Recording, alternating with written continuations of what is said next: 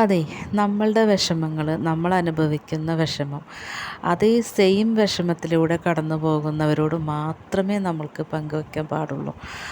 അതങ്ങനെയാണ്. അവരോട് പങ്കുവെക്കുകയാണെങ്കിൽ അവർക്ക് ആ സെയിം അനുഭവം അനുഭവിക്കുന്നത് കൊണ്ടും അല്ലെങ്കിൽ അതിലൂടെ കടന്നു പോയവരുമാണെങ്കിൽ അവർക്ക് ആ ഒരു വിഷമം മനസ്സിലാകും.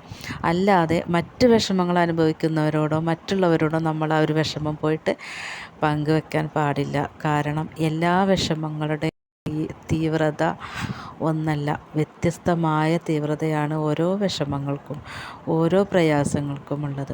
അതുകൊണ്ട് ഒരിക്കലും മറ്റൊരു ആളോട് പോയിട്ട് നമ്മുടെ വിഷമങ്ങൾ പറയരുത്, പങ്കുവെക്കരുത്. നമ്മളുടെ വിഷമങ്ങൾ പോലെ അനുഭവിക്കുന്ന ഒരാളോട് വേണം നമുക്ക് മനസ്സ് തുറന്ന് സംസാരിക്കാനും നമ്മുടെ വിഷമങ്ങൾ പറയാനും.